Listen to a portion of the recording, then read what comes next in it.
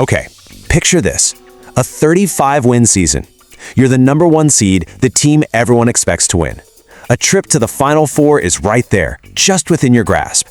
And then, it all comes down to a single, heart-stopping moment.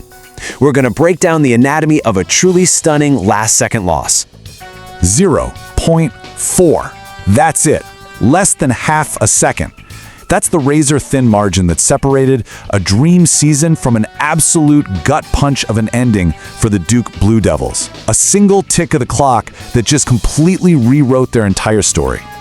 But, as Duke's head coach Jon Scheyer said right after it happened, a loss this painful is never, ever just about one play. He says it's about every single thing that led up to that final fateful moment. So let's take his lead here and see exactly how it all went down.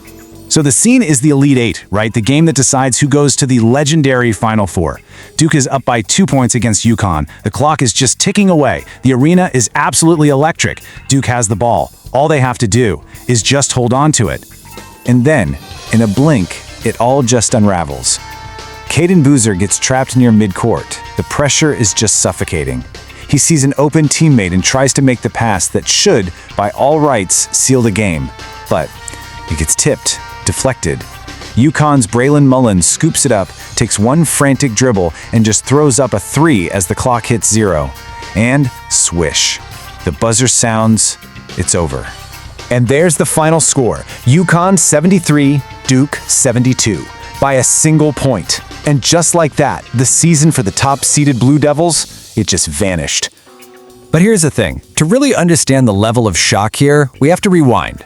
Because for most of this game, a Duke loss didn't just seem unlikely, it seemed, well, statistically, almost impossible. I mean, at halftime, Duke was absolutely cruising. They were up by 15 points, 44-29. At one point, they were even up by 19. They looked like they were in total, complete control of this thing. Now, to put that lead into perspective, it wasn't just a big lead. It was supposed to be a total lock. Historically, before this game, number 1 seeds were a perfect 134-0 when they were leading by 15 or more points at halftime. 134 times it happened, and 134 times the top seed won. It was basically a guarantee. Yeah, until now. This wasn't just an upset. This was a flat-out historic collapse. The loss that put the first and only blemish on that perfect record. 134-1. And for Duke, this loss, it doesn't really stand alone. It's actually part of this brutally painful pattern that's been developing. For their fans, this very specific kind of late-game heartbreak is becoming way too familiar. I mean, get this. Just a month before this game, they lost to their biggest rival, UNC, on a 3-pointer with, you guessed it, 0.4 seconds left. Sound familiar? Earlier in the season, they blew a 17-point lead to Texas Tech and lost by 1. And the year before that, in the Final Four, they lost after being up by 14. It's like a recurring nightmare of watching these big leads just melt away.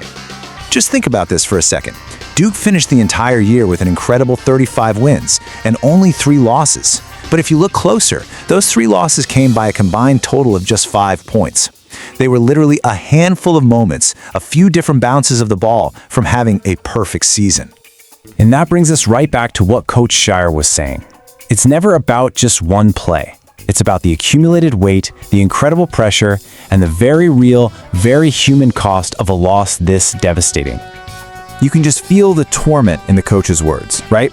That endless mental loop of what-ifs, every single decision, every substitution, every single timeout call, just getting replayed over and over and over again, searching for some way it could have been different. That's a heavy, heavy burden for a leader to carry. And then you contrast that with the raw, unfiltered emotion from the players. While the coach is analyzing, the players, they just have to feel it. Cayden Boozer, who is the team star and also the twin brother of the player who made that final pass, he said it all with just 3 words. I'm hurting right now. There's no analysis there, just pure human pain. And what makes that even sharper, which just twists the knife, is that Cayden Boozer played an absolutely brilliant game. He left everything he had out on that court, scoring a game-high 27 points. But in the end, even a heroic effort like that wasn't enough to change the outcome by that one single point.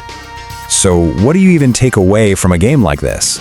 Well, I think it's that a single moment of defeat like that, it carries the weight of everything that came before it.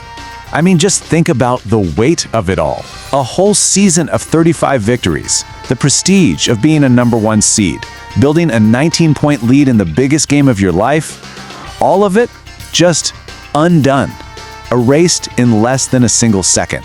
That's the brutal, unforgiving reality of sports sometimes. So we're left with this question, right? We call it a game of moments. But is this Duke team going to be remembered for their 35 incredible wins or for those final, fateful 0.4 seconds? It really makes you wonder, in sports and maybe in life too, how many plays does it take to create a memory that lasts forever?